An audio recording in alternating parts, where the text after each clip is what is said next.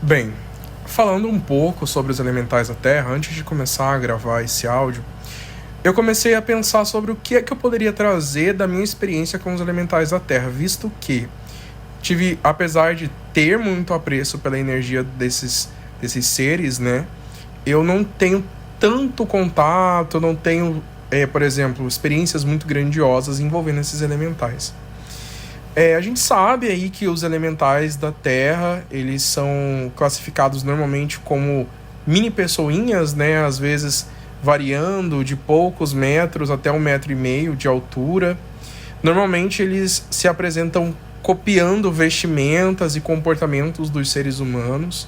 São normalmente os seres elementais mais próximos da humanidade, né? Talvez até porque por estarem aí num processo onde a materialização, ou seja, a densidade para eles é uma questão importante, embora eles ainda sejam diáfanos, né? Eles estão intimamente ligados com a força telúrica da Terra. Ainda assim, eu vejo que os elementais da Terra são pouco explorados, principalmente dentro da magia. Dion Fortune, em Magia Aplicada, ela diz o seguinte: os elementais, eles são criações de seres angelicais, né? Os seres angelicais, através de movimentos repetitivos, criam ondulações na luz astral que, com isso, faz ali a existência, né? Ele promove a existência desses seres que são, de certa forma, pouco complexos e também que não possuem exatamente aí uma autonomia, um livre-arbítrio, né? Estariam ali unicamente para exercer uma mesma função. Porém, existem elementais que são considerados, ainda de acordo com John Fortune, como mais elevados, ou seja, mais evoluídos, e os menos evoluídos. Godfrey Hodgson também faz uma referência a isso no seu livro, né, Convivendo com os Elementais da Natureza. Ele fala que os elementais, eles têm essa classificação entre os que são extremamente evoluídos ou perigosos, bestiais até, e aqueles que são mais próximos da humanidade, que conseguem ter um diálogo, um contato e que apreciam esse contato. John Fortune diz que alguns desses elementais que são mais voltados aí para a humanidade, que conseguem ter mais contato, eles normalmente se apresentam aos iniciados, ou seja, aos magos, né? Aos magos, às bruxas, enfim, as pessoas que têm um conhecimento da espiritualidade, da magia, da natureza. E eles pedem que esses magos os iniciem. Em troca, eles realizarão pequenos trabalhos para o mago. Não fica claro se esses trabalhos são de ordem física, como acontecia com Helena Blavatsky, naquele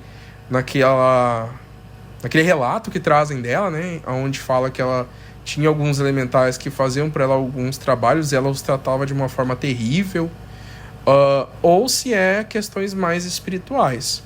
Fato é que, assim, atualmente, eu comecei a praticar magia tem aí uns 16 anos, 17 anos.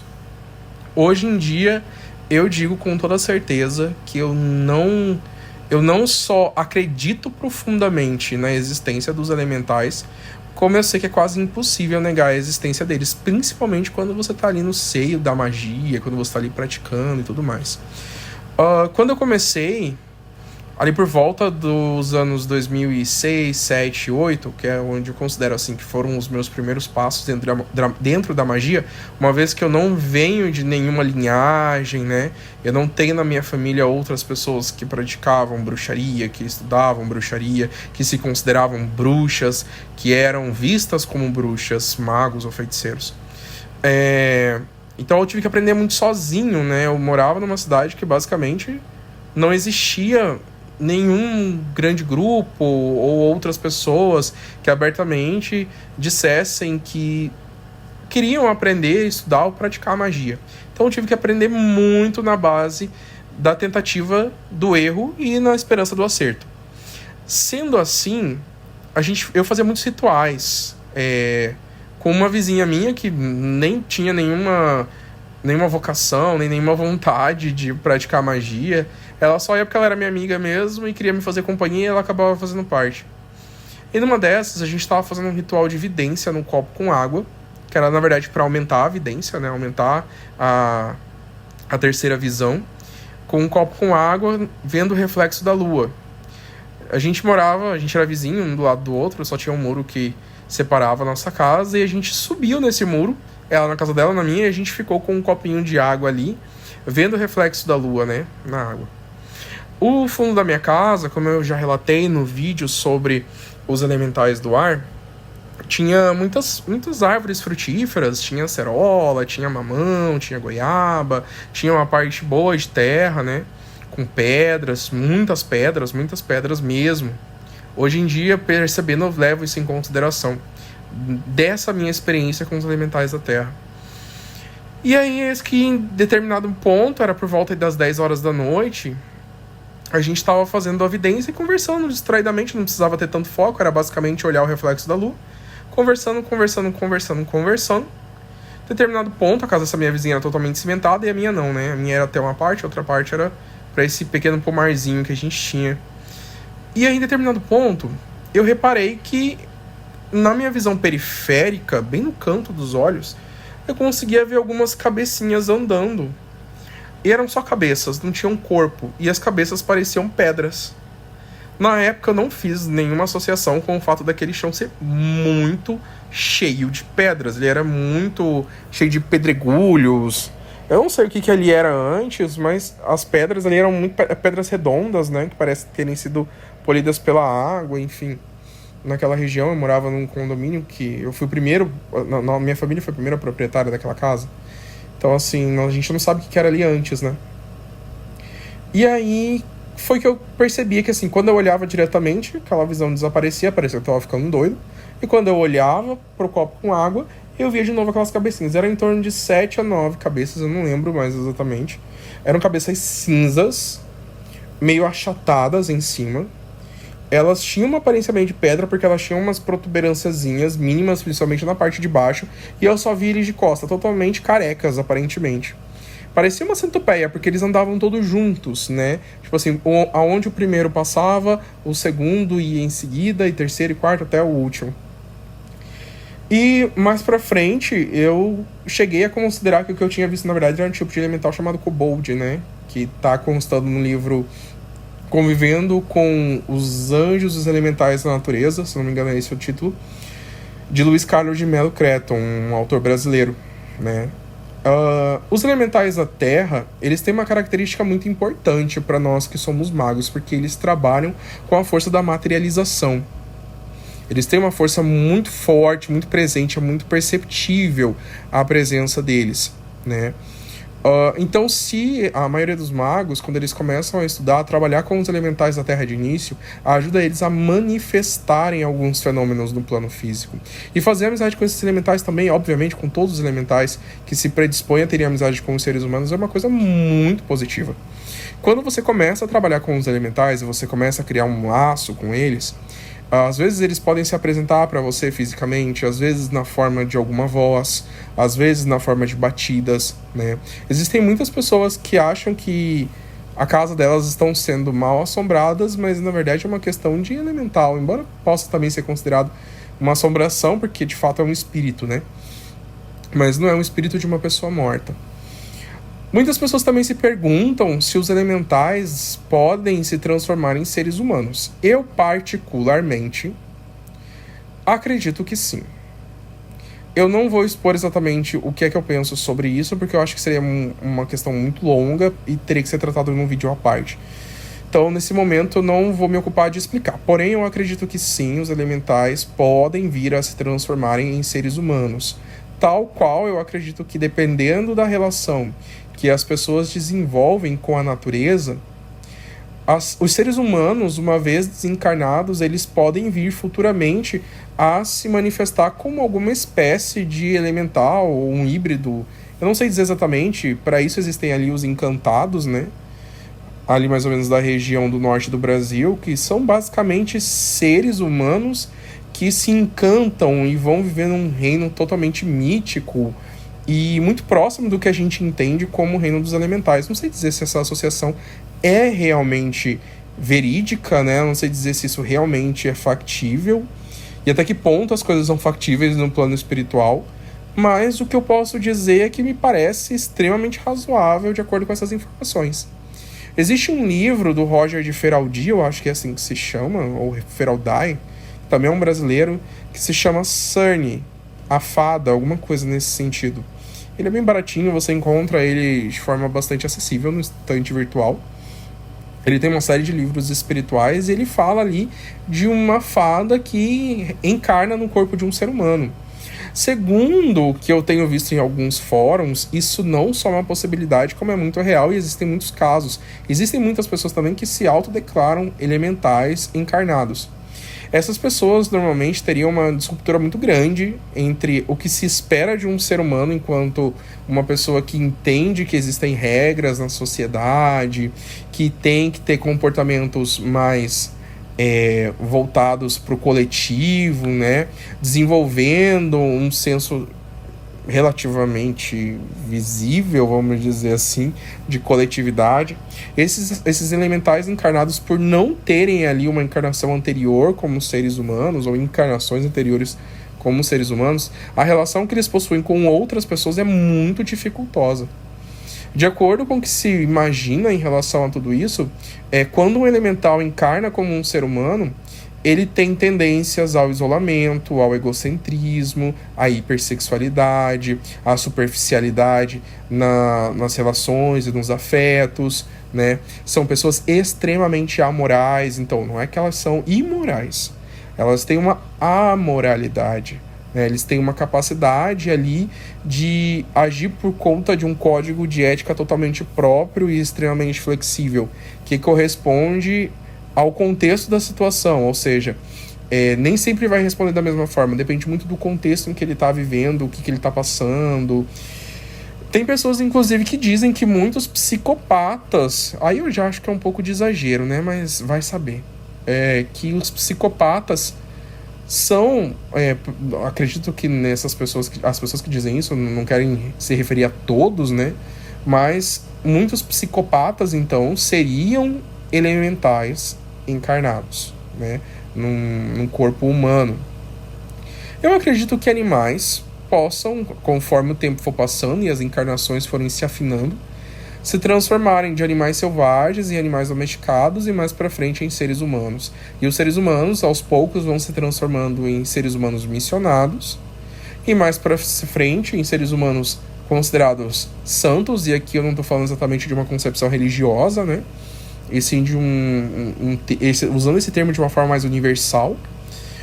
Eu acredito sim que os elementais podem sim se transformar em seres humanos, tal qual os elementais podem se transformar em animais, tal qual se transformar, que eu digo, é reencarnar, né? Eu acho que a linha evolutiva ela é muito mais complexa. O mundo ele é muito complexo, né? Se a gente for parar para ver, tudo tem muitos pontos de vista, muitas considerações que precisam ser feitas. A verdade ainda é uma busca muito incessante pela humanidade, e a verdade perpassa por várias visões, por várias realidades, inclusive também aí várias adições que a gente vai fazendo, várias contribuições que a gente vai fazendo para que a verdade se manifeste, né? Então eu acredito também que o mundo espiritual ele não é simples. Eu acredito muito que o conhecimento que nós temos, em geral, principalmente no Ocidente, que eu acho que no Oriente isso é um pouco diferente, no Ocidente ele ainda é bem pequeno, o conhecimento que nós temos de como as coisas funcionam nesse plano astral, que não é o único plano além do físico, né? Não existem apenas dois planos, ele simplesmente é o plano mais próximo do plano físico que nós temos dentre os planos diáfanos, né? Os planos mais fluídicos, menos densos, enfim. E mesmo dentro do plano astral existem várias camadas, várias situações diferentes. Existem dentro do plano astral aí questões mais densas, em lugares mais densos, e alguns lugares mais evoluídos, enfim. Existem muitas coisas para se levar em consideração. Eu acho que é difícil chegar a uma conclusão sobre tudo isso. De fato, eu não tenho muito contato com os elementais da Terra, embora já tenha tentado algumas vezes, né? Eu lia muitos livros da Ed Van Fel no início da minha espiritualidade sendo desenvolvida ali com a Wicca. Eu não tenho vergonha de falar que fui da Wicca por muito tempo. Aprendi muito, tenho muito carinho pelo que a Wicca me trouxe, principalmente de consciência com o planeta, com a Terra, com as forças e correntes lunares e solares, com o equilíbrio entre o masculino e o feminino. Porque eu vejo que tem muita gente que começa na Wicca e depois vai indo para outros sistemas e acaba simplesmente desdenhando de onde começou. A Wicca é um portal de entrada para muitas pessoas. E até talvez por conta de outras pessoas, eu também me deixei levar num período da minha vida como alguém que ogerizava o meu passado wiccano como se fosse uma vergonha. Isso tem muito a ver também com a forma como a Wicca foi levada no Brasil, né? Que é de uma forma muito única, que se transformou numa grande salada. Mas, de certa forma, como tudo na vida, isso tem pontos positivos e pontos negativos. O ponto positivo é que você consegue abarcar um número maior de pessoas e trazer um número maior de conhecimento variado. E do ponto de vista negativo é que às vezes impede que as pessoas tenham realmente compromisso com o que está sendo ensinado, né? Mas eu gosto muito dos livros da Edith Van Fel. Eu acho que ela mesma disse várias vezes que o nome Wicca era apenas um nome, que ela não se restringia ao Wicca, e eu gostava dessa variedade de cultura que ela trazia, né? Eu acho que um verdadeiro mago, uma verdadeira bruxa, ele tem que ter cultura, ele tem que ter acesso a várias formas de conhecimento. Como diz o antigo ditado, existe mais de um caminho para se chegar a Roma, né? E nessas questões aí com a Wicca e tudo mais, o quanto que eu me envolvia ali, existia nos livros da Edith Van Fel muito de contato com os elementais. E ela trazia que para você entrar em contato com os elementais da Terra, você deveria oferecer para eles maçãs, né? Principalmente os gnomos. Ela falava muito dos gnomos, que eles são como guardiões da prosperidade, do ouro, da boa sorte. E eu tentei fazer isso algumas vezes, né? De pegar maçãs e colocar em determinado ponto do jardim da minha antiga casa. Tinha um jardim bem bonitinho, que eu cuidava dele. Tinha rosa amarela, rosa branca, rosa vermelha, rosa. Tinha pé de colônia, pé de romã, tudo na porta da minha casa. Era um jardinzinho até pequeno, assim, em relação ao número de plantas que tinha. E eu que cuidava, basicamente, delas. Quer dizer, tentava cuidar, né? Eu era um adolescente, então eu não tinha ainda muito aquele senso de compromisso e tudo mais, mas eu tentava. E eu tinha boa vontade. Era uma questão até, assim, de alívio do estresse, então pra mim era muito bom. Eu sempre fui muito ansioso. E eu oferecia as maçãs e ela dizia que para você saber que seu elemental realmente está ali, sugando aquela energia, a maçã deveria secar e não apodrecer. Nas 2 ou 3 vezes que eu fiz isso, a maçã ficou 1 mês e simplesmente ficou intacta, não apodreceu, não secou, não nada, ficou ali até que em determinado ponto ela sumiu, eu acho que alguém acabou jogando fora. Isso tinha quase 1 mês que estava lá. Talvez até isso seja um exemplo, né? Os elementais vão querer uma fruta tão cheia de aditivos, assim, de agrotóxico, que simplesmente não estraga. Acho que, parando para pensar agora, tem a ver com isso, né? E aí, nas outras 2 vezes, a maçã estragou. Apodreceu, deu mofo, inclusive, né? E aí eu percebi que não consegui ter esse contato todo com os elementais da Terra. Hoje em dia eu consigo ter um pouco mais.